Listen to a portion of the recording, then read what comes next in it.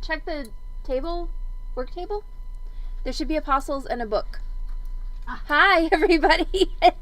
Welcome back. The apostles are on the work table. The apostles are on the work table, in case you were wondering, along with the where book. they were.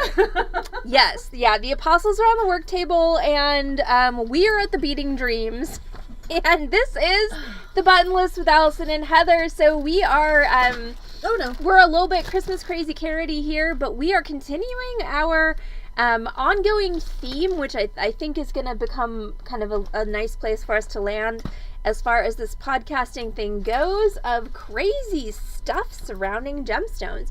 So gemstones are something that I know a lot of you like, because a lot of you buy them from us on our sales, and that's great. But there's a whole lot of lore, legends, myths, and absolute batshit crazy stuff. It's after 7:30, so I can say that. About stones. I mean, that is worth saying before 7:30 because it's so right. So okay, so our stone tonight is amethyst, but I'm waiting until Heather gets herself combobulated. So I'm just There's been so much discombobulating. I mean, it's the week before Christmas, y'all. So we're only, and boy is it, we're only gonna get less and less combobulated as this week goes on. And yes, we realize it's supposed to be combobulated, but that's not the fun way to say it. Whatever. I'm Midwestern. I can say it however the hell I want. And just say it's Midwestern? Mm-hmm. Where did you get your Dayglow cup? My mom gave it to me, actually. Okay. It was one of those random gifts that was actually thoughtful, and I like it. She's so confusing. She is very confusing. Because she gives me random crap that I don't care about, and then she gives me stuff like this, and my favoriteest blanket ever, which I'm still fighting for possession of with Mamie and Elton. You don't have any built-in claws. I think that's your first downfall. I do not come equipped with razor blades from the fingies. But so talking about gemstones, so I just want to start with this. So, a Persian legend of the origin of diamonds and precious stones shows that in the East, these beautiful objects were looked upon as the source of much sin and sorrow. So, all of you opal lovers, sorry. We are told that when God created the world, he made no useless things, such as gold, silver, precious stones, and diamonds, but Satan, who is always eager to bring evil among men and women.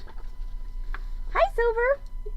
Not said in this book, kept a close watch to spy out the appetites and passions of the human mind. To his great satisfaction, he noted that Eve passionately loved the many-colored flowers that decked the Garden of Eden. He therefore undertook to imitate their brightness and color out of earth, and in this way were produced colored precious stones and diamonds. These were in after times so strongly appealed to the greed and covetousness of mankind that they have been the cause of much crime and wretchedness.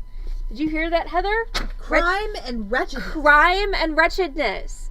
I think who doesn't want to do a little criming now? I was going to say, I think we should rename the podcast Crime and Wretchedness. It's like Crime and Punishment, only different.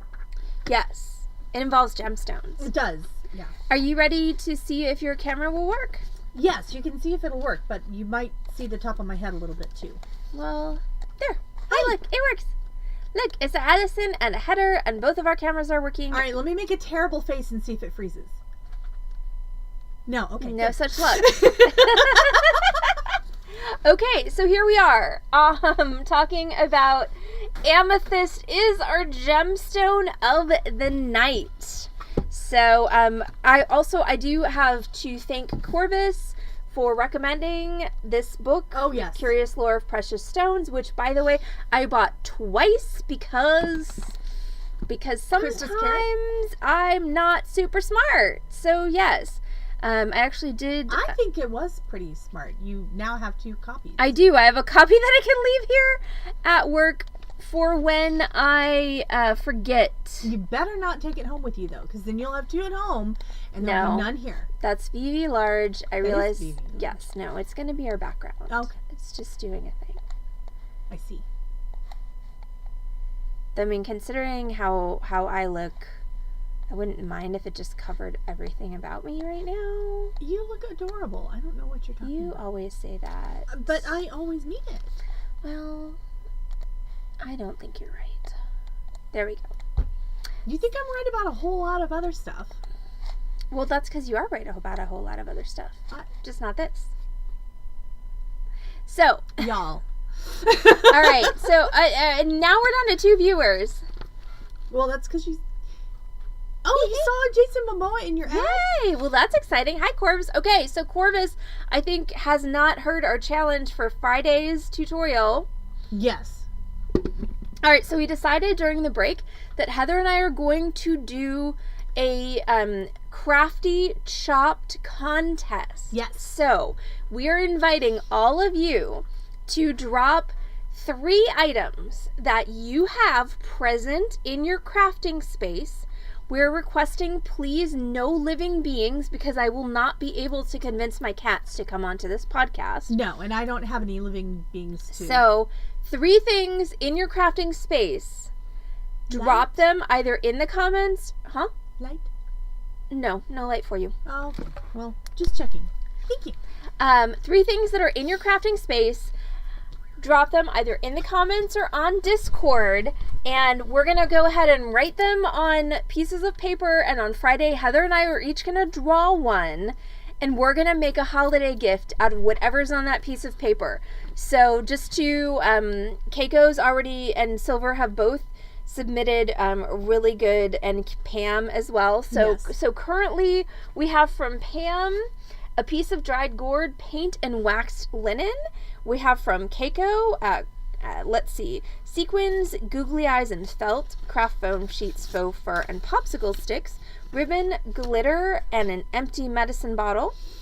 Silver submitted undrilled gemstones, resin, dragon, and seed beads. That is going to require me to craft a resin dragon, but that's not, something I wouldn't really do anyway. True. And vinyl stickers, polymer clay, and washi tape. So please drop either in Discord or in the comments 3 items in your crafting area that we can use as a crafty chopped challenge to make a holiday present. That's going to be that's okay, Silver. I'll just make another one. I'm not complaining about that. But I literally did finally sell my last resin dragon on stream. This could be like a monthly thing too, or bi-monthly or quarterly. I know. This could be very fun. Very fun. So I am enjoying this idea. So.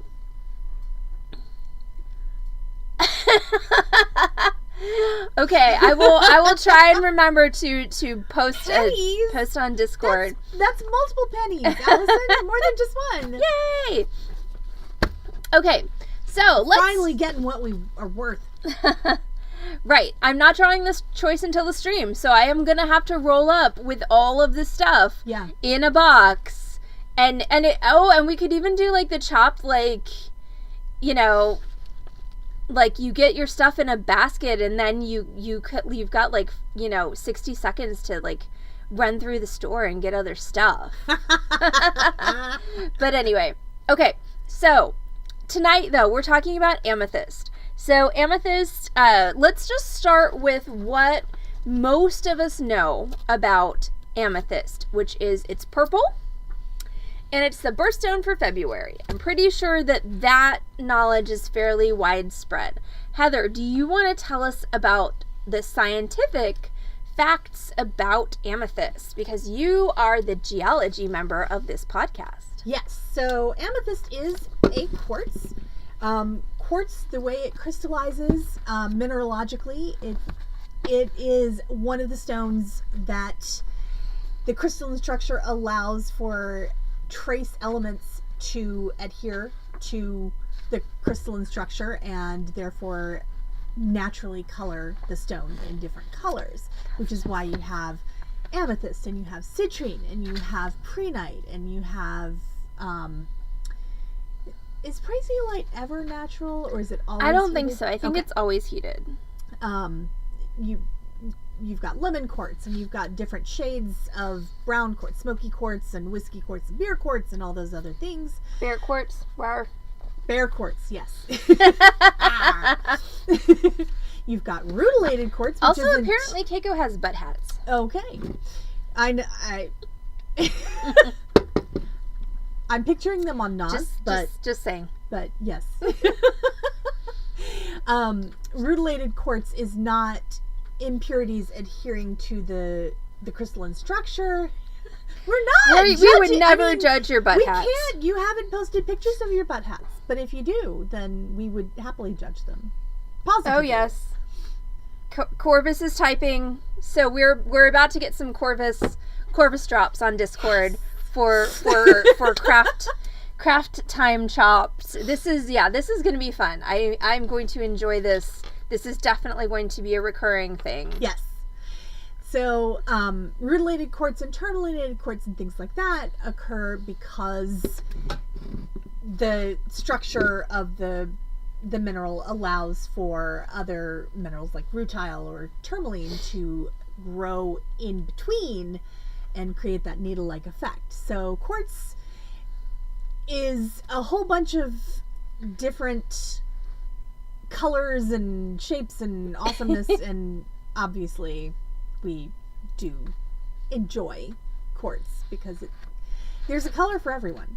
There's quartz for everybody out there. It's true. It's multiple birthstones, and it is good for a lot of different things. And also, natural quartz crystals are so cool because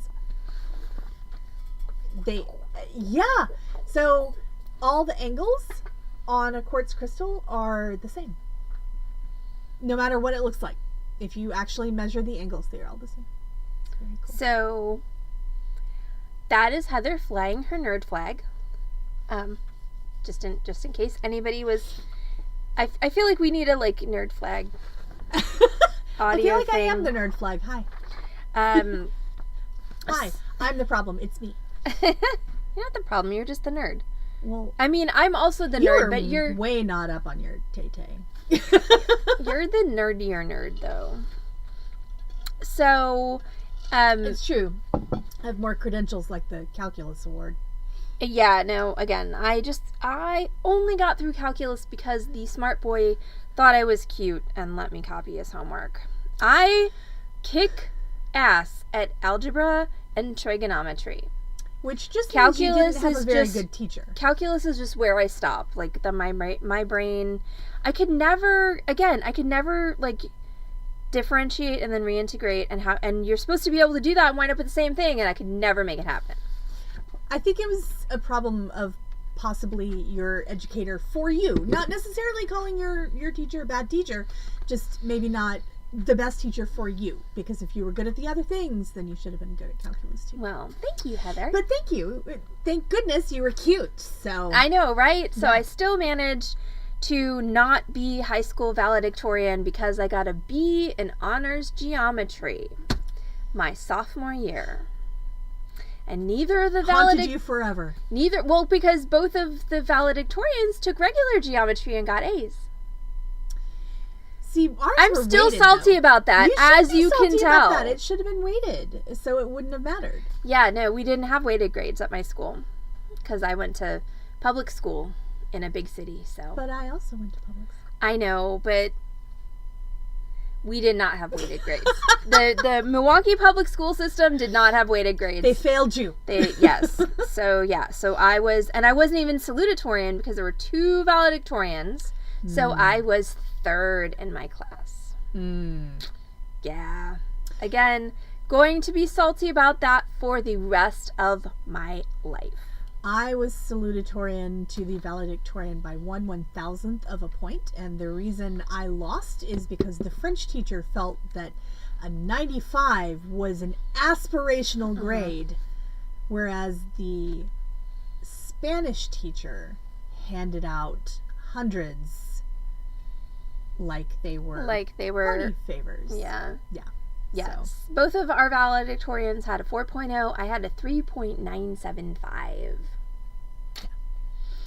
So back to away from the trauma of my high school years and back. Let's abandon that real fast. Back to Amethyst. So in this book, there's Get a away list. from that with a quickness. Yeah, there's a list of So at some point, and let's see, when did this happen? There established a very pretty custom of assigning the various masculine and feminine Christian names to a particular gem. And when did this happen? It doesn't say. Rude. But there's not a footnote. But it really sounds like a Victorian thing, so I'm just going to say it probably happened in the 19th century. So, interestingly enough, Amethyst is only assigned to a masculine name, which is Arthur. Arthur. I mean, I do not know many feminine presenting people named Arthur. It's true. No. So, Amethyst is the gemstone for the name for anyone who is named Arthur. Whether or not they were born in February. So. I also only know one person named Arthur, because that's not the most popular. It's not a super popular name. It's true. But let's go ahead and let's spool backwards to the Romans and the Greeks and what they thought amethyst was good for. Well, Allison. Yes, Heather. So the Romans and the Greeks felt like amethyst was really cool for protecting you against drunkenness. Actually, it says right here, the cure for drunkenness. The cure for drunkenness. Yeah. So there are varying tales about that. Like, in some cases you had to have it in the drink that you were drinking. In some cases you had to have it near you. In some cases you had to be wearing it. And I think somewhere in here there's actually talk of drinking from a vessel. Amethyst. Yes, and actually that was one of the explanations for that particular myth, is because when water is poured into a vessel made of amethyst, it looks like wine. But yeah. And it has no effects of wine because, it's water. Still water. Yeah. Yeah. I mean, I may not be a science nerd with credentials, but I feel like that is something that, water behaves as water is pretty straightforward. I think. So that I'm gonna stand on that hill. I was gonna say, but that actually brings some questions about Christian mythology. So did they just pour all of the water into amethyst drinking vessels? And then suddenly it's wine? Yeah. Yeah. Maybe that's how the wine also drinking arrived vessels at the wedding at Cana. Yeah. I do just have to go back to my college days because I was dating the captain of the fencing club. Just in case anyone was doubting my nerd cred here. I feel like you're pulling in other people's nerd cred. So I will answer that for you in a second, Corvus. And the answer's complicated too. It is. It's a sliding scale as usual. But so I was dating the president of the fencing club, and the president of the fencing club's best friend, roommate, who I also ended up dating later. That was all complicated, was really into Latin, and so they wanted to make their fencing club t-shirts say "open up a can of whoop ass" in Latin, and the closest that they could get in Latin, since the word whoop isn't really something that was, common vernacular. Whoop? No? No. During the time when Latin... What are the odds? During the time when Latin was a live language instead of a dead language. So the phrase that was finally settled upon translated to break open a drinking vessel of ass beating. So that's why drinking vessel took me there. I'm going to take a second to answer Corvus's question and then throw it back to you, Heather. So, as far as amethyst goes, the question was, what is more valuable, dark purple or lighter purple? So, like most stones, you've got a couple of factors as far as value goes.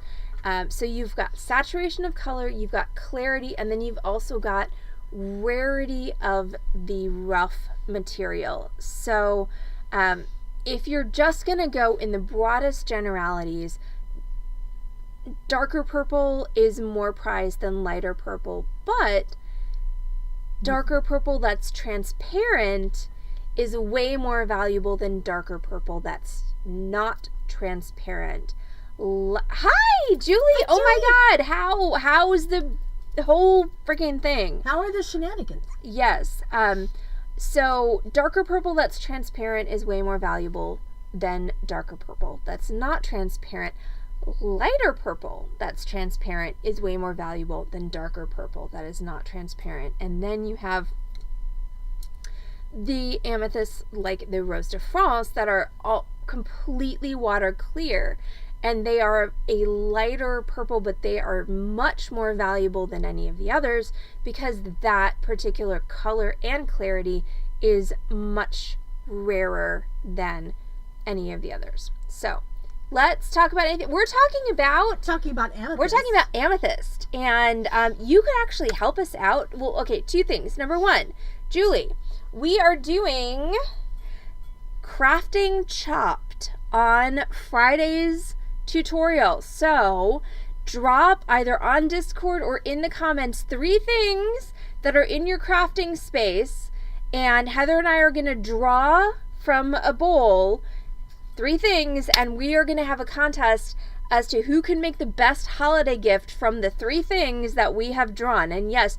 as Keiko observed earlier, this means I'm going to roll up to Beading Dreams on Friday with a big-ass freaking tote of craft shit.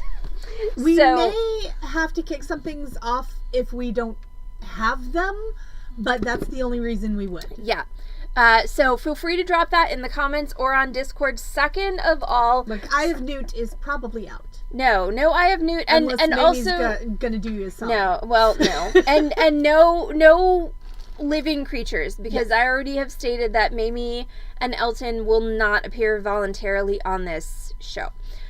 Second of all, we are talking about amethyst tonight. We're talking about crazy, wild myths and legends about amethyst, also metaphysical properties. So if you've got anything witchy that you want to drop in the comments about amethyst, we would greatly appreciate that knowledge as well. So now throwing it back to Heather, because we're going to the Greeks and the Romans and their thoughts on amethyst. Heather, our Greek and Roman correspondent, what do you have to tell us this evening? Well, Allison and I had a good laugh earlier because one of the things that amethyst is supposed to do is control evil thoughts, quicken the intelligence, and to render men shrewd in business matters.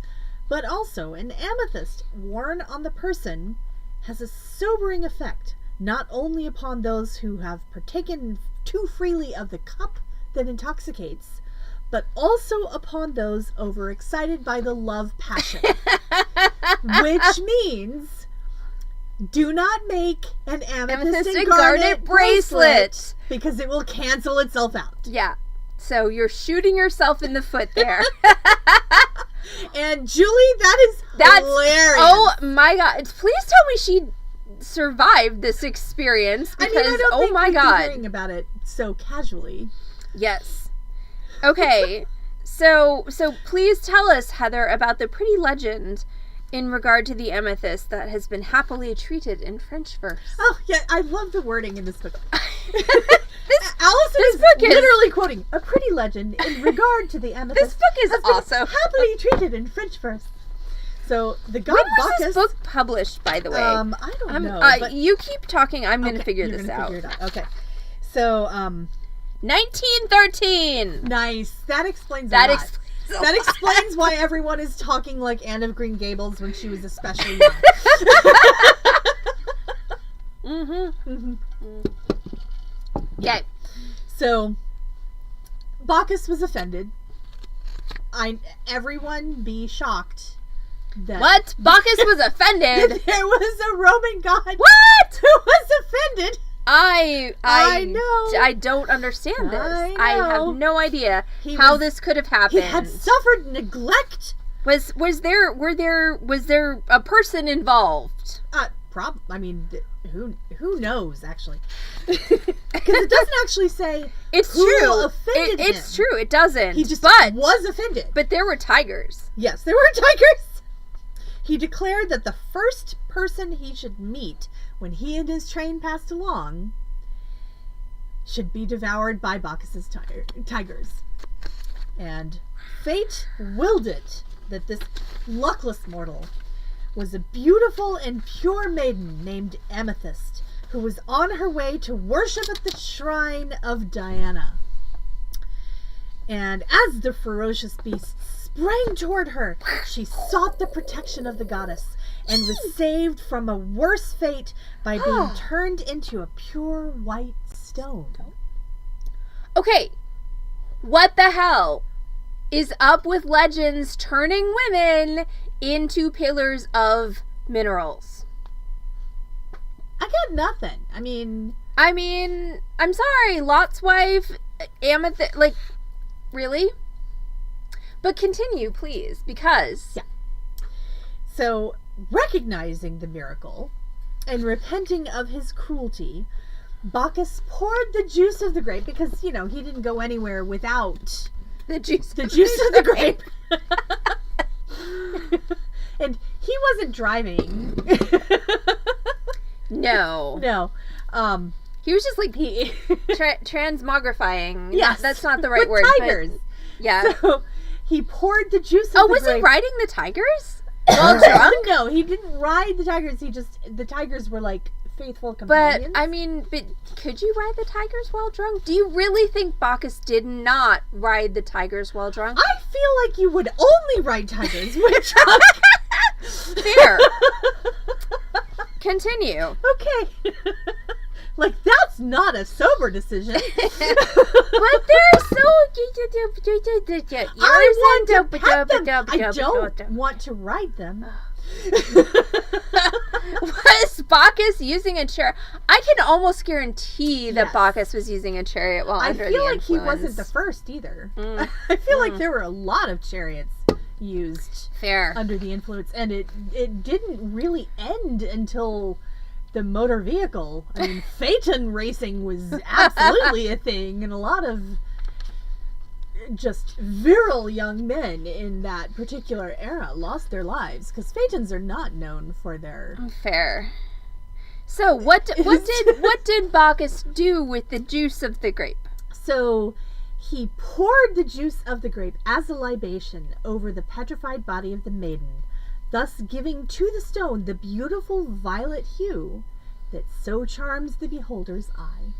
Did Bacchus turn this stone maiden back into a human person? No, he just made her purple. Great. Yeah. Go, Bacchus. Way to not be woke. Yeah. Like, do her a solid. At least let her be a person. Nope. She just a pretty purple just stone a purple pillar. Purple lady. Purple lady. Okay, so we gonna fast forward a bit. Well, actually not. So Amethyst. I would also ride a tiger. I mean, I would. Give him the option. I would cuddle a tiger. Is what I would really want to do. With the tigers, not one of the ones that's like all tranked with Thorazine, but just if there was like a really nice tiger that was like sleepy and wanted to cuddle, I would cuddle. And if it wanted to eat me the next day, I would say that would be a buttonless moment. It's a good trade. Yeah, absolutely. Exactly. Thank you, oh no, this is really funny. Like, all of this is full of toxic masculinity, which is exciting. History is very full of toxic masculinity. It's true. But so going back to the Greeks, though, there's a gem city, the Islands of the Blessed, described by Lucian in his Vira Historia. The walls of this city were of emerald, the temples of the gods were formed of gold, and the altars therein of single amethysts of enormous size. So this is interesting because I have seen single quartz, like clear quartz crystals of enormous size. If you're friends with me on Facebook, there's a photo of me hugging one as my profile picture, but amethysts tend not to form large single crystals. They tend more to form in like geode, like druzy like type, large scale druzy. Yeah, like I mean, I have photos of me with an amethyst druzy that is like 3 times my size, but it's not a single crystal. It's tiny little crystals in a matrix. So if anyone has been to the Perot Museum, there is absolutely yes. And tell them about that geode there that they actually, if you've been there and have wondered how they got that in, the answer is they literally dropped it in with a helicopter and then built the top floor over it. Yeah. So they didn't get it in. Yeah, so amethyst, like giant amethyst druzy, totally a thing, but giant single amethyst, as again is cited in this particular article, not such a thing. So maybe again, Bacchus poured some libation over it. maybe that was amethyst. Or maybe they were just wearing amethyst glasses and everything looked purple. It's like Oz. But excuse me. Oh goodness. None of that. We can't have that. Right. So does our title say we're 50% off again? Oh well. I don't know how to change that title. Oh. So let's go ahead and fast forward to Christianity. Sugar, I know. I'll be okay. But Heather is going to talk about the 12 gates to the city. Are we doing a separate episode on the 12 gates, or just touching on them tonight? No, we're just touching on them tonight. Okay. We might do another. Yes. We're touching on Amethyst Roll in the 12 gates tonight. We might do an entire I think episode. it'd be cool. Yeah. I feel like we could, yeah. Well, he probably could. I mean, yeah. Yeah. So wow, that wasn't creepy or anything. Like whole sentences. He did that too. If you're Jesus, you can write anything. You just charm the savage beast. I mean, so there's a whole, over time, transition from the 12 tribes of Israel to the 12 apostles, and there are also 12 angels. So 12 gates to the city were associated at a later date with the months and the signs of the zodiac. Yes. Mm-hmm. So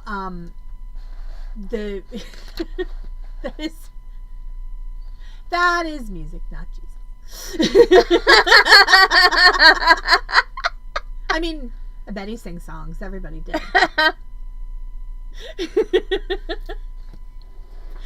But in the Bible, there actually are places where they talk about the stones that are associated with each apostle, and therefore each gate of the city, because everything is now intertwined. Because we're now everything's 12 when it's not 40. Everything's 12 when it's or 3. Yeah.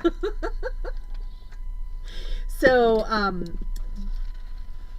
the actual Bible says. Do you need my book because I made you a crappy copy? Well, no. This is a readable copy. Okay. Because you made me one. I made Heather a copy of this passage from the book. It looked like that. It looked like this, and she said, "Can you read that?" I was like, "I'm not high enough to read that." That was a joke, by the way. I'll be right back. So no, I could not read that, but that's okay. No one could. Yeah, but this one is readable. See? So there is a whole list of which stone goes with which apostle, and the amethyst grants the constant thought of the heavenly kingdom in humble souls. Which is actually really interesting, I feel like, because amethyst in like the common vernacular of metaphysical properties of stones is for higher thought and peaceful contemplation. Yeah. So it's interesting how that all, again, is intertwined. Yes. So... And which gate was the amethyst? The amethyst was, I think, the 12th gate. It was. Yeah. And Allison and I will, at any point here, break out into song. So, my computer has died, but our old computer that we used to listen to had a playlist that was like 2 months long. That was all songs from... I love gospel music. Okay, yes, y'all? And there was a lot of gospel music in it. I'm not a Christian, but I love gospel music. And there's an amazing gospel song about the 12 gates yes. to the city. So you can lead it off, and I can follow along. I'm pretty sure our version is probably the Staple Singers. It's not the Staple Singers. It's not? Who was it? Shoot, I'm completely blanking on a name. Your computer is dead, so you It is, but cannot, I can look it up. Hold on, Let me look it up slightly later when you are talking. Okay. So yes. So the amethyst was the 12th gate, and by the way, just kind of going, see, gospel is just... It's a really... I feel like it's a really visceral music style, yes. And even if you don't believe in the images behind what they're singing about, it's still musically just really gripping. Yeah, absolutely. I waver between atheist and agnostic, and I still love gospel. Like, I will listen to gospel. Oh, here's a fun one. So, in, let's see, when, this seems like another Victorian thing. So, at some point, someone assembled is not the word. Assigned is the word I'm looking for. Assigned gemstones to every hour of the day. Oh. Yeah. So, there you go. Yes. It is a solid song. Yes. Puff song. Yeah. So, in case anybody was wondering, amethyst is for the hour of 8 in the day. So 8 a.m. is the hour of amethyst. Oh, well, again, then I skip amethyst as much as possible. I know, right? Like that amethyst... Actually, I tend to wake up at the hour of amethyst, even though I don't want to.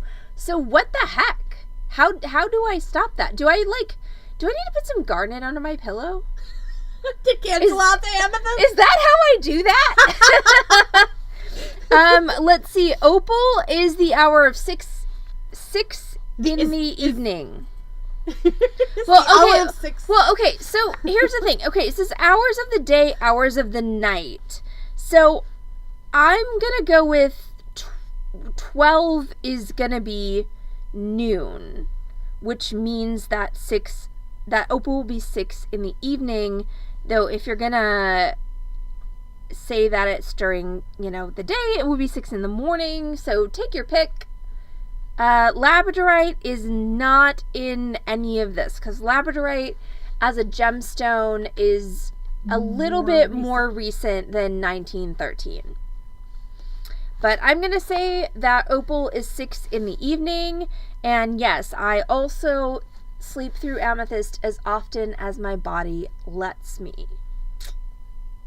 Or you wake up and try to go back to sleep. Yes. I mean, if I took all of the proper drugs, then I will stay asleep but I don't always remember to take all my proper drugs because sometimes I fall asleep in my chair. Hey, Gems of Countries. Let's see. What country is Amethyst the gem of? None. Oh, no. Uruguay. That makes sense, actually, Considering a lot of amethyst is from South America. Yeah. That does make sense. Yeah. A lot of absolutely gorgeous. So, the geology of South America in particular leads, which is why you get a lot of beautiful agates and quartz and druzy and really impressive specimens. The geology there leads to a lot of undisturbed air pockets where crystals can grow undisturbed. And you just used I undisturbed twice. Thank you. You're making welcome. me feel so much better. You're welcome. Look, this is a podcast on December 20th. We have no brains. We have no brain cells left. I am really excited that undisturbed means what I wanted it to mean. So I'm moving on, and Allison needs to too.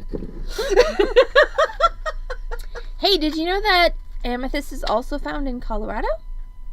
I did not. Georgia.